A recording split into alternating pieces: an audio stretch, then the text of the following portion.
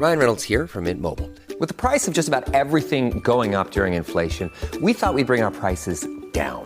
So to help us, we brought in a reverse auctioneer, which is apparently a thing. Mint Mobile Unlimited Premium Wireless. How to get 30, 30, bit to get 30, bit to get 20, 20, 20, bit to get 20, 20, bit to get 15, 15, 15, 15, just $15 a month? Sold! Give it a try at mintmobile.com/switch. $45 upfront payment equivalent to $15 per month. New customers on first 3-month plan only. Taxes and fees extra. Speed slower above 40 gigabytes. See detail. My dad works in B2B marketing. He came by my school for career day and said he was a big ROAS man. Then he told everyone how much he loved calculating his return on ad spend. My friends still laugh at me to this day. Not everyone gets B2B, but with LinkedIn, you'll be able to reach people who do. Get a $100 credit on your next ad campaign. Go to linkedin.com/results to claim your credit. That's linkedin.com/results. Terms and conditions apply. LinkedIn, the place to be, to be. This is Optimal Relationships Daily. How Much Lying is Acceptable Online by Marc Katz of evanmarckatz.com. Hello, everybody. I am Greg Audino, and welcome back to ORD for another Monday. As you may know, we are all about helping you optimize the many relationships in your life by narrating from blogs with permission from the authors, and we will be doing just that again today, because today I am featuring a post by Marc Katz on the lies people tell when they're dating online. How much lying is too much, and is it ever okay? Let's hear what Evan has to say and start optimizing your life. How Much Lying is Acceptable Online by Marc Katz of evanmarckatz.com. Quote, Hi Evan, I'm fairly new to your site and to dating in general, back on the market after a long marriage. So at this point I'm mainly trying to figure out how things work and what the unwritten rules and policies of the dating game are. I've had an account on a dating site for the last 2 months. I've had a decent number of people contact me, and we mostly click fairly well when we meet in person. However, one thing that I notice puzzles me. It seems like no one bothers to list accurate information about themselves on their profile. I'm okay with people withholding, but I see things on men's profiles that turn out to be downright misleading. Don't get me wrong. I wouldn't get too upset if a guy's profile picture is 5 years old, or if he's really 5'8" and not 5'10". What I keep finding out, though, are things like some college means no education past high school, or that work and research means factory worker at a plant whose clients are R&D companies, and a white-collar technical profession listed on a profile really means been out of work for some years, and divorced means separated with no court date in sight. And these are the nicer ones. My problem with misleading pieces of information like these is that I don't know what else to expect. Can this person ever be trusted?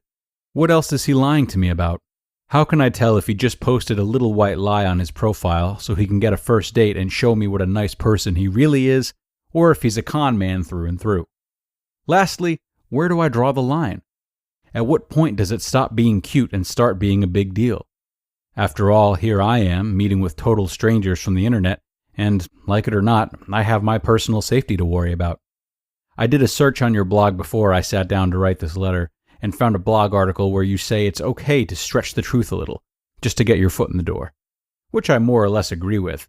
But my question is, how can I tell between a little and a lot? In the online dating world, how much lying is okay, and how much is considered too much? What are the red flags? Hope you can advise. Thanks. End quote. Timely letter.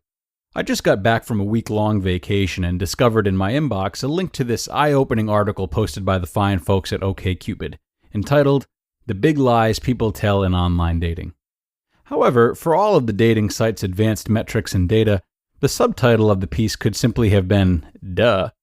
OkCupid merely confirmed what you and me and everyone else who has ever dated online has seen ourselves. There's no detail small enough to resist exaggerating. The only things you may find surprising are that women lie about their height and income just as much as men do. Seriously. So no more self-righteous emails about men, okay?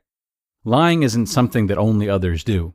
Like speeding and getting creative on your taxes, lying online is something that we do as a form of semi-accepted rule breaking.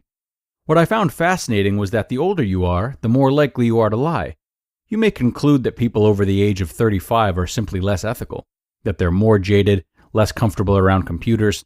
Perhaps life has burned them too many times. Maybe the civics courses in the 70s were less effective because of Watergate. Really, I could spin any number of cockamamie theories, but the truth is much simpler. Older people lie because they need to lie to get attention from the most desirable people. A 22-year-old guy can make $24,000 a year as a waiter and not need to exaggerate. That simply won't fly if he's 35. A 24-year-old woman can post a photo and watch responses roll in like the tide. A 44-year-old woman virtually drops off the face of the earth in comparison. So when the market gets more and more competitive and you recognize the realities of the situation, you're forced into a tough decision. Most women say to themselves, there are hundreds of women on here who are younger and thinner than I am. They're getting all of the attention of the men that I want to meet. So if I change my age from 44 to 39, or post a picture that was taken 5 years and 25 pounds ago, it will give me a greater chance to get in the door. If I tell the truth, that I'm middle-aged and slightly overweight, the only people who will pay attention to me are homely and desperate 60-year-old men. Needless to say, it works the exact same way for men. So 5'8" becomes 5'10", $75,000 becomes $100,000, and 55 becomes 49, not to mention the highly creative indulgences cited in the original email. Listen, I've been on the CBS Early Show defending women lying about their age. It's certainly not an easy task. After all, anyone can decry someone who lies. What else are they hiding? But given the pervasiveness of online lying, I came to the conclusion that lying, while not morally defensible, is at least understandable from a practical standpoint. People, for the most part, don't lie because they're bad folks who can't tell the difference between right and wrong. They're just insecure that telling the truth will eliminate them from contention before they ever get a chance to meet you. If you have nothing else to hide, then this has never occurred to you. I'm a 38-year-old guy with a decent job, a solid education, and good income. There's no real incentive to lie unless I want to make myself a bit taller than 5'9". But the guy who has been separated for 18 months and his wife won't sign the divorce papers, the guy who lost his prestigious job and hasn't quite landed on his feet yet, the guy who was never formally educated but is wise from life experience, he knows that you will not give him a chance if he tells the truth.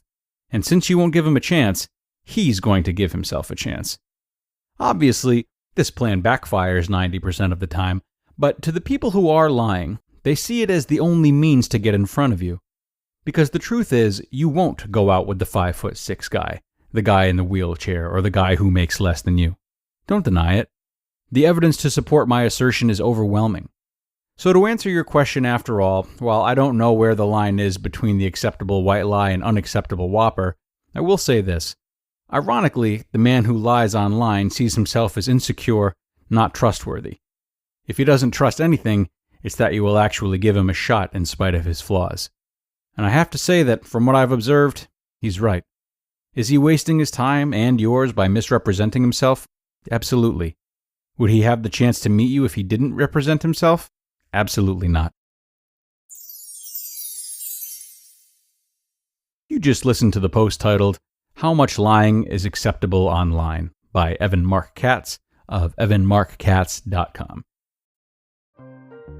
This episode is brought to you by Atlassian. Atlassian makes the team collaboration software that powers enterprise businesses around the world, including over 80% of the Fortune 500. With Atlassian's AI-powered software like Jira, Confluence, and Loom, you'll have more time to do the work that matters. In fact, Atlassian customers experience a 25% reduction in project duration per year. Unleash the potential of your team at Atlassian.com. Atlassian.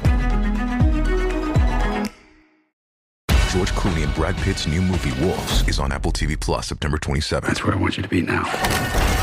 So if you want to see George Clooney and Brad Pitt, go to Apple TV Plus. You got to start the story there. Or if you want to see Brad Pitt and George Clooney, go to Apple TV Plus. I am enjoying the show. And if you want to see their new movie, Wolves, You can't do it, I'm going to help you out. I can do it, so do it. definitely go to Apple TV Plus. Admit it, it's cool. Okay, fine, it was very cool. Wolves, streaming September 27th on Apple TV Plus. Rated R. Storms are brewing. Crocs Echo Storm, that is. It's their most striking sneaker that is the perfect blend of form and function. From a sink-in soft feel to a seamless slip-on design, the Storm will help you build your streetwear style while supporting you wherever the day takes you. Plus, there are brand new colorways you won't want to miss.